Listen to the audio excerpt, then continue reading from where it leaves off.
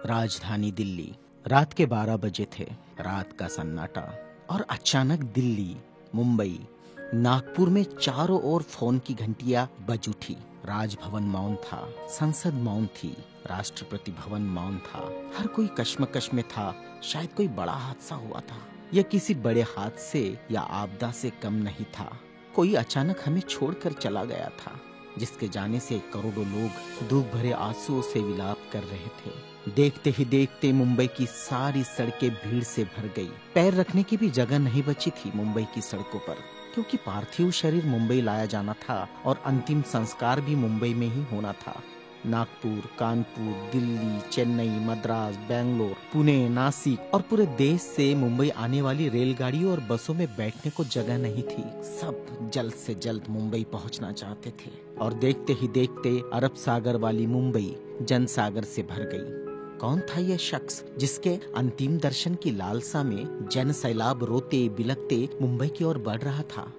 देश में यह पहला प्रसंग था जब बड़े बुजुर्ग छोटे छोटे बच्चों जैसे छाती पीट पीट कर रो रहे थे।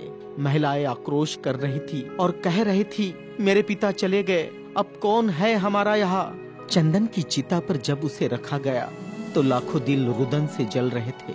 अरब सागर अपनी लहरों के साथ किनारों पर थपकता और लौट जाता, फिर थपकता, फिर लौट जाता। शायद अंतिम दर्शन के लिए वह भी जोर लगा रहा था। चिता जली और करोड़ों लोगों की आंखें बरसने लगी। किसके लिए बरस रही थी ये आंखें? कौन था इन सब का पिता? किसकी जलती चिता को देखकर जल रहे थे करोड़ों दिलों के अग्निकुंड? कौन था यह जो छोड़ गया था इनके दिलों में आंधिया? कौन था वह जिसके नाम मात्र लेने से गरज उठती थी बिजलियां, मन से मस्तिष्क तक दौड़ जाता था ऊर्जा का प्रवाह? कौन था वह शख्स जिसने छीन लिए थे खाली काश से इनके हाथों से और थमा दी थी कलम लिखने के लिए एक नया इतिहास? आंखों में बसा दिए थे नए सपने, ओठों पर सजा दिए थे नए तराने, धमनियों से प्रवाहित किया था स्वाभिमान अभिमान को, दास्यता की जंजीरें तोड़ने के लिए दिया प्रज्ञा का शस्त्र। चिता जल रही थी अरब सागर के किनारे और देश के हर गांव के किनारे में जल रहा था एक स्मशान। हर एक शख्स की आंखों में और दिल में भी जो नहीं पहुंच सका था अरब सागर के किनारे, एक टक देख रहा था वह उसकी प्रतिमा या गांव के उस झंडे को जिसमें नीला चक्र लहरा रहा था, या बैठा था भूख प्यास भूल कर अपने समूह के साथ उस जगह जिसे वो बुद्ध विहार कहता था। क्यों गांव शहर में सारे समूह भूखे प्यासे बैठे थे उसकी चिता की आग ठंडी होने का इंतजार करते हुए? कौन सी आग थी जो वह लगाकर चला गया था? क्या विद्रोह की आग थी या थी वह संघर्ष की आग? भूखे नंगे बदनों को कपड़ों से ढकने की थी आग? असमानता की धज्जियां उड़ाकर समानता प्रस्थापित करने की आग? चवदार तालाब पर जलाई हुई आग अब बुझने का नाम नहीं ले रही थी। धू धू जलती मनुस्मृति धुएं के साथ खत्म हुई थी। क्या यह वह आग थी जो जलाकर चला गया था? वह सारे ज्ञानपीठ, स्कूल, कॉलेज मरुभूमि जैसे लग रहे थे। युवा युवतियों की कलकलाहट आज मौन थी। जिन्होंने हाथ में कलम थमाई, शिक्षा का महत्व समझाया, जीने का मकसद दिया, राष्ट्र प्रेम की ओतप्रोत भावना जगाई, वह युगंधर, वह प्रज्ञा सूर्य काल के कपाल से ढल गया था। जिस प्रज्ञा तेज ने चेहरे पर रोशनियां बखेरी थी, क्या वह अंधेरे में गुम हो रहा था? बड़ी अजीब कश्मकश थी। भारत का महान पत्रकार, अर्थशास्त्री, दूरदृष्टा क्या दृष्टि से ओझल हो जाएगा? सारे मिलों पर ऐसा लग रहा था जैसे हड़ताल चल रही हो। सुबह शाम आवाज देकर जगाने वाली धुआं भरी चिमनियां भी आज चुपचाप थी। खेतों में हल नहीं चला पाया किसान। क्यों? सारे ऑफिस, सारे कोर्ट, सारी कचहरियां सूनी हो गई, जैसे सूना हो जाता है बेटी के विदा होने के बाद बाप का आंगन। सारे खेतीहर मजदूर, किसान असमंजस में थे। ये क्या हुआ?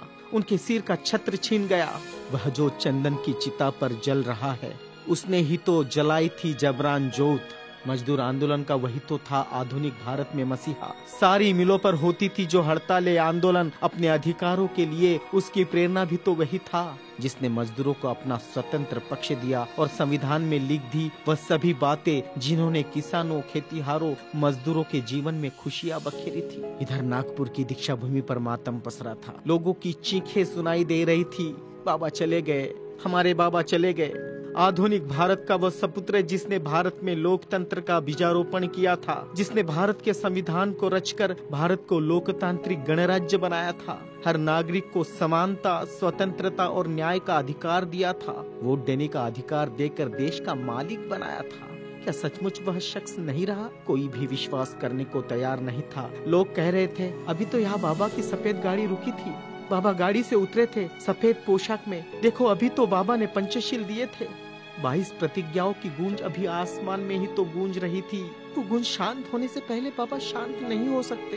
भारत के इतिहास ने नई करवट ली थी। जनसैलाब मुंबई की सड़कों पर बह रहा था। भारतीय संस्कृति में तुच्छ कहलाने वाली नारी, जिसे हिंदू कोड बिल का सहारा बाबा ने देना चाहा और फिर संविधान में उसके हक आरक्षित किए, ऐसी माँ बहनें लाखों की तादाद में स्मशान भूमि पर थी। यह भारतीय सड़ी गली धर्म परंपराओं के मुंह पर एक जोरदार तमाचा था, क्योंकि जिन महिलाओं को स्मशान जाने का अधिकार भी नहीं दिया, ऐसी 3 लाख महिलाएं बाबा के अंतिम दर्शन को पहुंची थी, जो अपने आप में एक विश्व विक्रम था। भारत का यह युगंधर, संविधान निर्माता, प्रज्ञा तेज, प्रज्ञा सूर्य, महासूर्य, कल्प पुरुष नव भारत को नवचेतना देकर चला गया।